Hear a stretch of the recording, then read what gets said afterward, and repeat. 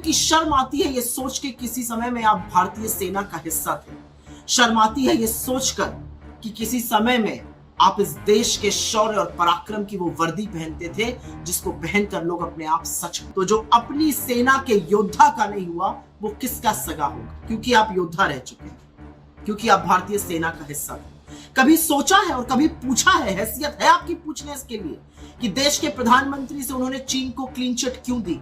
कभी पूछा है मोदी जी से कि 18 बार चीन जाते थे, क्या करते थे वहां जाकर? कभी पूछा है कि जब जाबाजों की शहादत हुई और 20 सैनिकों की शहादत हुई गलवान में, उसका बदला हमने क्या लिए? साथ खड़े हैं। और आपने जो घिनौना कृत्य किया है उसने आपको ही नहीं, उस वर्दी को भी शर्मिंदा किया जो आप कभी पहनते थे। शर्म आनी चाहिए।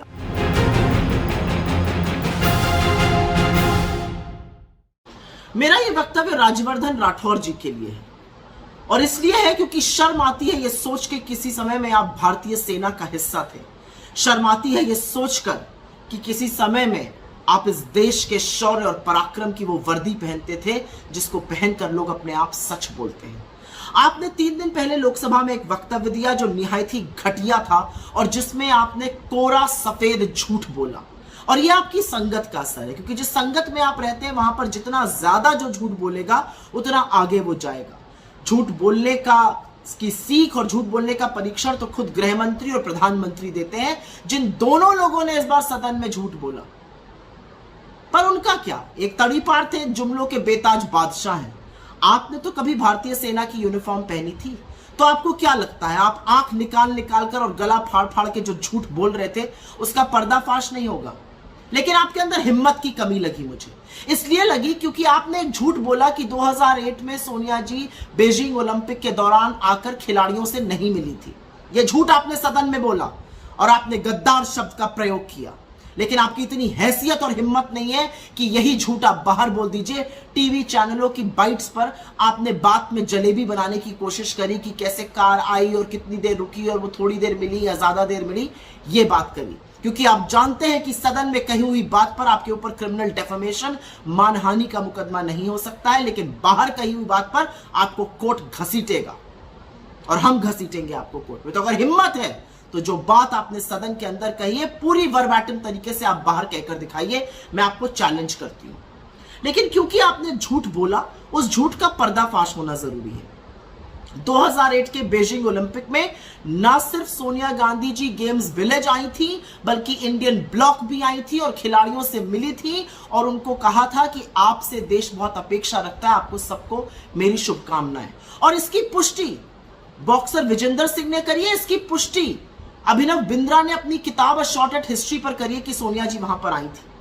और आपकी जानकारी के लिए लोगों को याद दिला दूं कि 2008 के बीजिंग ओलंपिक में विजेंदर सिंह ने ब्रॉन्ज मेडल जीता था मिडवेट बॉक्सिंग चैंपियनशिप में और अभिनव बिंद्रा ने गोल्ड मेडल जीता था 100 मीटर एयर राइफल की चैंपियनशिप में। यह वो ओलंपिक था जहां पर 57 भारतीय खिलाड़ियों का एक कंटिंजेंट गया था, 12 स्पोर्ट्स कैटेगरीज में पार्ट लेने, करीब 44 सपोर्ट स्टाफ था और उन लोगों ने पुष्टि की है। तो आपने झूठ क्यों बोला?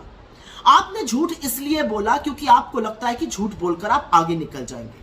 लेकिन आप तो वो इंसान हैं, आप तो वो व्यक्ति हैं जिसने कारगिल का युद्ध लड़ा था। आपसे मेरा सीधा एक सवाल है, जिस कारगिल के युद्ध के आप हिस्सेदार थे वहीं पर एक जाबाज भी था, एक योद्धा था जिसकी पत्नी के साथ वो भयावह हादसा हुआ मणिपुर पर, जिसके लिए आपके मुंह से एक चू नहीं निकला। तो जो अपनी सेना के योद्धा का नहीं हुआ वो किसका सगा होगा? आपको लग रहा है जो आस में आप झूठ बोल रहे हो मैं जानती हूं, लेकिन कतार बड़ी लंबी है। वहां वसुंधरा जी हैं, कटारिया जी हैं, पुनिया जी हैं, मेघवाल जी हैं, वैष्णव जी हैं, शेखावत जी हैं, आपका नंबर नहीं आएगा। लेकिन एक बात सच है कि जब समय बीत जाएगा और जब झूठ और नफरत के कारोबारी झोला उठा के चल देंगे तो यह देश आपसे पूछेगा कि आपके इतने नीचा गिरने की जरूरत क्या थी, आपके झूठ बोलने की जरूरत क्या थी, इतनी चाटुकारिता करने की जरूरत क्या थी।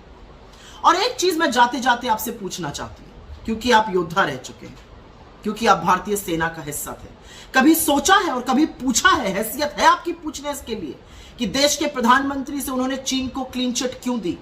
कभी पूछा है मोदी जी से कि 18 बार चीन जाते थे, क्या करते थे वहां जाकर?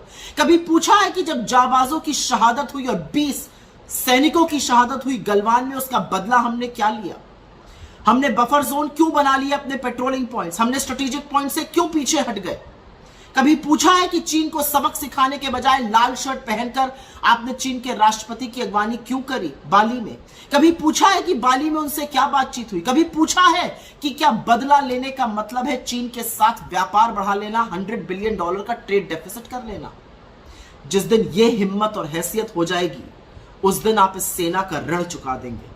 तब तक के लिए आप उस पार्टी का हिस्सा हैं जो देशद्रोही है। देशद्रोहियों और देशभक्तों की इस जंग में आप देशद्रोहियों के साथ खड़े हैं, और आपने जो घिनौना कृत्य किया है उसने आपको ही नहीं, उस वर्दी को भी शर्मिंदा किया जो आप कभी पहनते थे। शर्म आनी चाहिए आपको। एक वाकई में दिल दहलाने वाली घटना सुबह सामने आई और उसने ये सोचने को मजबूर किया कि ये जो नफरत रोज आपके घरों में परोसी जाती है, टीवी चैनल के माध्यम से, आपके ड्राइंग रूम में, आपके बेडरूम्स में, जहां देखो, व्हाट्सएप के माध्यम से, सोशल मीडिया के माध्यम से, ये नफरत वाकई में इस देश के लोगों को हैवान और राक्षस बना रही है। कहां ले आई है ये नफरत इस देश को? योगी और मोदी की ये नफरत ने इस देश के लोगों को दरिंदा और हैवान बना के रख दिया है। जयपुर मुंबई की एक ट्रेन में आरपीएफ के कांस्टेबल चेतन सिंह नामक व्यक्ति ने अपने वरिष्ठ साथी टीकाराम मीणा की और 3 और लोगों की हत्या कर दी, और हत्या के बाद शव के पास खड़े होकर, जिसमें 2 मुसलमान थे, खड़े होकर कहा, अगर हिंदुस्तान में रहना है तो योगी मोदी कहना है। ये कौन सी भक्ति है? ये क्या हैवानियत है? पहले उसने गोली मारी अपने वरिष्ठ टीकाराम मीणा को, उसके बाद मधुबनी के एक व्यक्ति अब्दुल कादिर को गोली मारी, उसके बाद वो पैंट्री में गया, उसने वहां पर एक आदमी को मार डाला, उसके बाद वो दूसरे कोच में गया और जयपुर के एक चूड़ी बेचने वाले व्यक्ति असगर काई की गोली मार के हत्या कर दी। और वहां पर उसने ये कहा कि टीवी चैनल के माध्यम से पता चलता है, वो दिखाते हैं कि पाकिस्तान में आपके आका है और हिंदुस्तान में रहना है तो योगी मोदी कहना है। ये क्या हो गया है इस देश में? और कब सोचेंगे हम कि नफरत के चलते हम इस देश में ज़ॉम्बीज बना रहे हैं, हम इस देश में चलते फिरते हैवान बना रहे हैं। आज चेतन सिंह था, कल कोई और होगा। इस पर विचार कब होगा? क्या नफरत से भरा यह देश कभी आगे बढ़ पाएगा? क्या इस कदर नफरत घोलने के बाद इस देश का अस्तित्व बचेगा? आज सवाल सबके सामने यह है कि यह सिर्फ चेतन सिंह की बात नहीं है, या टीकाराम मीणा की बात नहीं है, या असगर काई या अब्दुल कादिर की बात नहीं है। यह बात है कि अगर संभवतः इन लोगों की लड़ाई जो थी वो कुछ समुदाय को लेकर हुई, तो अगर मैं आपके लीडर को नहीं मानूंगा और अगर मैं योगी की तारीफ नहीं करूंगा या मोदी की बुराई कर दूंगा, तो आप मुझे गोली से उड़ा दीजिएगा। अब आप उसको जो भी कह लीजिए, अब कहने वाले कह रहे हैं कि वो मानसिक रूप से परेशान था, तो ऐसा व्यक्ति नौकरी पर ही क्यों था? लेकिन ट्रिगर जो था वो था हिंदू मुसलमान में लड़ाई, ट्रिगर जो था वो हिंदुस्तान पाकिस्तान था, ट्रिगर जो था वो मोदी योगी की भक्ति था। अपने देश के लोगों को मारने वाले लोग हैवान होते हैं, और इस देश में हैवानियत और दरिंदगी भरने का काम मोदी जी और योगी जी आप कर रहे हैं। और अपने मीडिया के साथियों से कहूंगी, आपके हाथ खून से सने हुए हैं, क्योंकि इस कत्लेआम में आप भी उतने ही शामिल हैं। ये जो रोज नफरत का बाजार लगाते हैं, याद रखिए ये लोगों की जान ले रहा है। अपनी टीआरपी के लिए जो आपस में लोगों को लड़वाते हैं, वो किसी का घर तबाह कर रहा है। कब सोचिएगा इसके बारे में। नफरत के बाजार में मोहब्बत की दुकान चलानी जरूरी है, लगानी जरूरी है, उसका बढ़ना जरूरी है, क्योंकि लोग मोहब्बत से एक साथ और शांति से एक साथ रह सकते हैं। नफरत करके, घृणा करके, लड़ के, भिड़ के, मार काट करके कभी किसी का भला नहीं हुआ है। इस देश को बख्श दीजिए और आपस में लोगों को लड़वाना छोड़ दीजिए।